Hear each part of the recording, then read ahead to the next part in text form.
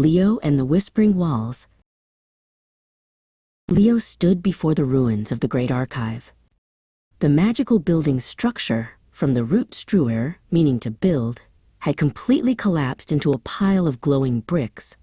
He looked at the fallen beams that used to provide support, from portar, meaning to carry, for the massive ceiling. Without these foundations, the magic was leaking out like colorful smoke. Leo took a deep breath, knowing he was the only apprentice who could put the pieces back together. Unfortunately, sighed Master Libros, stepping over a stray inkwell, the library has developed a case of magical dementia, from mens, meaning mind. He explained that the building had literally lost its mind and forgotten where every book belonged. It was a sad sight to see the once-wise halls so empty and broken. It doesn't remember who it is anymore, Leo, Libros said, his robes shimmering with fading light. It was obviously going to be a long day of work. To fix the mess, Leo knew he had to be very organized. It was important, from portare to carry weight, that he sort the remaining scrolls into a chronological, from chronos, meaning time, sequence.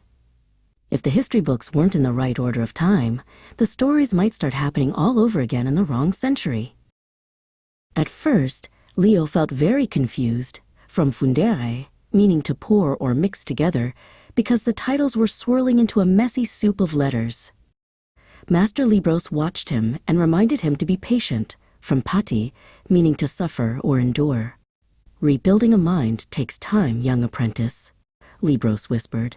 Don't let the swirling magic overwhelm your own thoughts.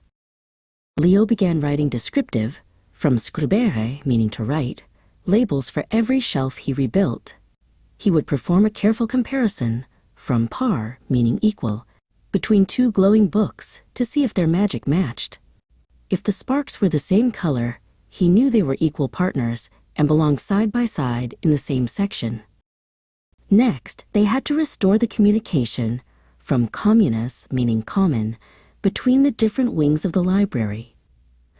Master Libros showed Leo how to weave silver threads of light to create a relationship, from refer, meaning to bring back, between the poetry tower and the history hall. Ideas must be able to visit one another, Libros explained as the threads hummed. Suddenly, a frustrating, from frustra, meaning in vain, distraction occurred. A red book and a green book had started a loud argument, from arguer to make clear, about which of them was more famous. They were flapping their covers like angry birds, making it impossible for Leo to focus on his weaving. It felt like all his hard work was being done in vain.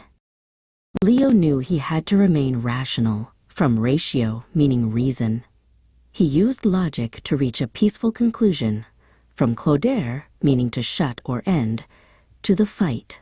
He realized that the books were just scared of being forgotten, so he placed them on a soft velvet rug to make them feel comfortable, from fortis, meaning strong. Once they felt safe and strong again, the shouting stopped. As the last stone clicked into place, Leo began to realize, from realis, meaning real, the true power of the archive.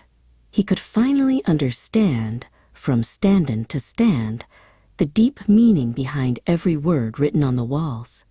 The library wasn't just a building, it was a living record of everything that had ever been real in the world.